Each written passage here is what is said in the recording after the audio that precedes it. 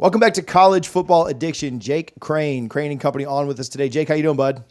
Man, doing great. Just can't wait to be pissed off when these rankings come out tonight. A few more hours and you'll fix that. So, yeah, we'll talk about that in a minute. But let's talk about the SEC this weekend first. And obviously, all of the talk has been, well, what if we have this two-loss log jam in the SEC? What do you do? How do you rank teams? Who gets in? Who gets left out?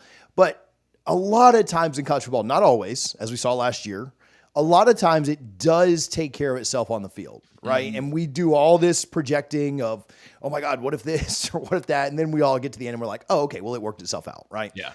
Not going to say that happens, but there's opportunities for that to happen this weekend. So we're going to play a game of your upset level concern, but I'm not going to let you use numbers. I want you to give me your concern for each of the following games, but I want you to use an adjective, a reference. You can use something crazy off the wall like you normally do to describe different things. And we're going to go through the big SEC games this weekend. You get a couple of warm-ups on teams that it doesn't matter for, but it matters to their fan base. So what's your concern level for Missouri heading to Mississippi State this weekend?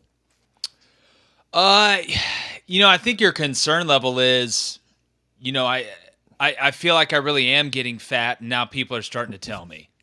If you ever been fat before and you lost weight, you're always worried about being fat again, and everybody tells you how good you look once you lose weight, but then they stop saying how good you look once you start gaining the weight back. It just feels like nobody's telling Missouri how thin they still look. Yeah. So, because again, you were in the playoff hunt to a certain extent before last week when, in all seriousness, I think they played pretty decently well with their situation at South Carolina.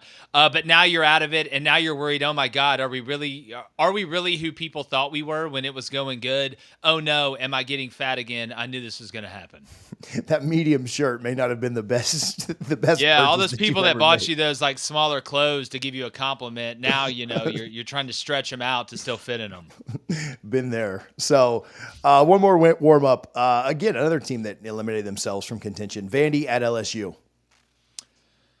God, well, for LSU, it's almost like, hey, is this a gas leak or a carbon monoxide leak? Because one, we can fix, and I got time. The other's going to kill me when I go to sleep. So if you're LSU, it's fallen off a cliff. You've lost the last three. You're sitting there at 6-4.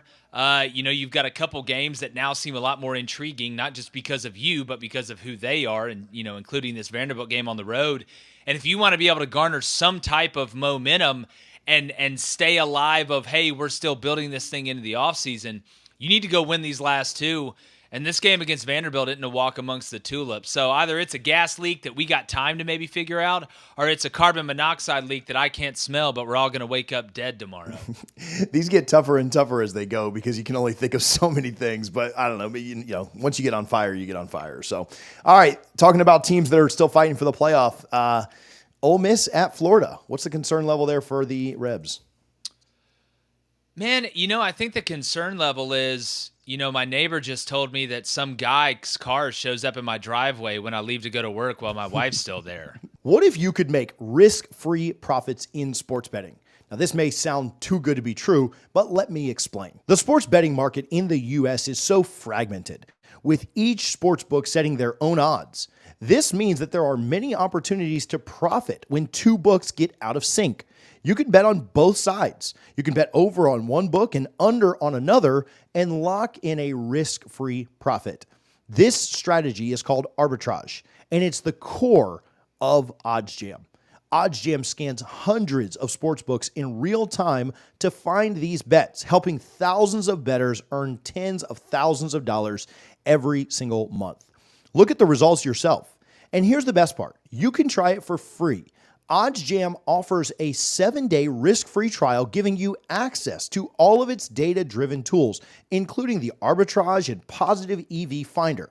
If you don't love it, cancel with one click, no strings attached.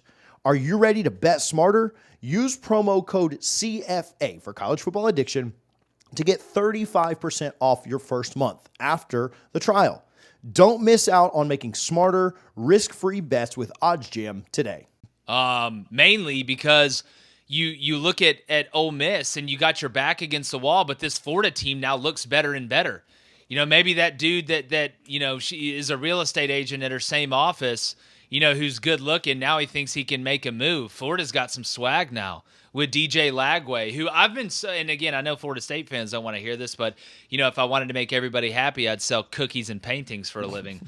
But DJ Lagway's able to extend the play within the pocket. He doesn't have to go out there and just improvise and run around and be athletic. What he did against LSU, a lot of it, he did it from the pocket because he had to with his hamstring. But when I look at this matchup, we always talk about the line of scrimmage is the most important thing, and it is.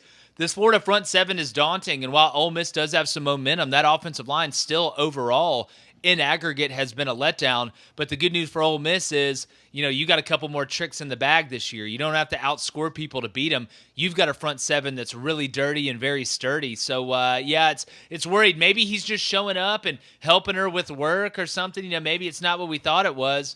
It's kind of like on what's that movie Knocked Up where she thinks the husband's cheating on her, but he's really just going to do his fantasy baseball league and trying to draft Hideki Matsui. Maybe it's just that, and it'll all work out fine, but we're not going to know until we know. I was very impressed with Lagway. I thought that him not being able to move in the pocket was going to be move outside the pocket was going to be a pretty big detriment, and he certainly proved me and a lot of other people wrong too. Here's maybe one that, I don't know, maybe a little bit lower, but we'll see what you think. Kentucky at Texas. I would say this one is, look, I can cheat on the math test because the math teacher's best friends with my parents. I mean, yeah, look, you got to take it. You got to show up and play. But if you just write your name and write C down for every answer, you're definitely going to pass. And she'll probably just give you an A because they don't want to make ruffles.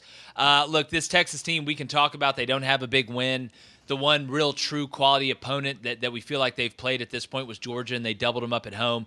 But this Kentucky team, as big of a relief as Kentucky fans, had in basketball after Mark Pope beat Duke, apparently, it's not the same with the other mark they have right now. And this team is absolutely rolling down the hill. Offensively, we knew they were going to be challenged, but they quit in the second half of that Auburn game. And going up against Texas, I think Sark realizes style points matter, and it's going to take a Herculean effort that I don't think Kentucky has in them to win it.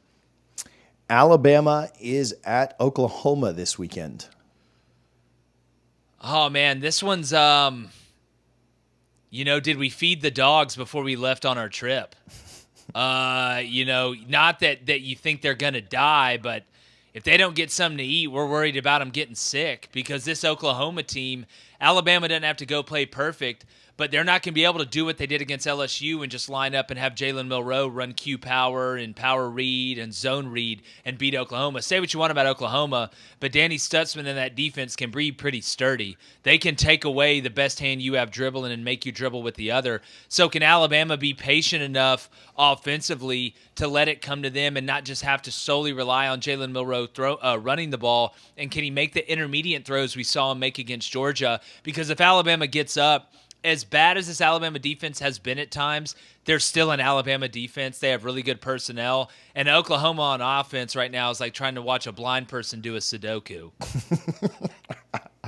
Oh, man. All right, save the best for last. The closest spread in the SEC. Obviously, you're intimately familiar with Auburn. So Texas A&M at Auburn. Look ahead game, potentially. I know Elko said it wasn't, but then he literally said but then he Texas. said it was. Then he said it wasn't. Hey, man, we are very focused on Auburn this week. But Texas A&M at Auburn. This is one where you got to question, is David Blaine and them real, or are they just full of shit? Like, is Magic real? Because if it is, Auburn's got a shot. But the problem is, I feel like Auburn's used up all the Jordan-Hare magic. I mean, you keep going to the well as much as humanly possible. At some point, the players on the field got to be good enough to win the game, and you use the magic to maybe help you with a Hail Mary at the end, or maybe run a field goal back for a touchdown. So if magic truly is real, if David Blaine's able to go underwater for 10 minutes, then you may be in trouble. But deep down, we all know it's not, and that Chris Angel dude's just a weird emo guy that pretends to know magic. You got to pick one of these teams on the money line this weekend. Which one are you taking? I know you may pick all four favorites. I'm not worried about the two that aren't making the SEC. But you may take all four favorites. But if you had to pick one on the money line, who is it? Vanderbilt. No. It's got to be. Oh, I I got to be one of the. It's got to be one of the ones that matter. I mean, it's got to be Auburn, right? Just or UF? Maybe UF? Well, UF too. But when you look at Vegas, that's a scary thing to look at if you're an A&M fan. That's why everybody last week was like, how is Kansas only a 2.5-point underdog to BYU? Then they beat them by 4. So if you're A&M, you do have a freshman quarterback who the last time you went on the road, it didn't exactly work out fantastically. So not that Auburn is better than A&M. I don't trust in Peyton Thorne, but I think if I had to take one on the money line, it would be Auburn. Yeah, I think I lean that way too. So, but who knows? Florida, if Florida plays well, who knows? If either of their teams play down again, except for maybe Texas. That's the one that. Yeah, I think they're going to kill Kentucky. Yeah, sorry, Stoops. Jake, where can people follow you? Where can they find your show and your work? Easy, man. Just go to that Google machine and hit Crain and Company, Crain and Company. We're everywhere: YouTube, Roku, Apple Podcasts, Spotify. Talk a ton of college football, and just come hang out with us, man. Live 2 to 3:30 p.m. Central. Take live calls. We may not always agree, but it's always a good time. I appreciate you, buddy. TJ, you're the best, buddy. See you. Thanks, man.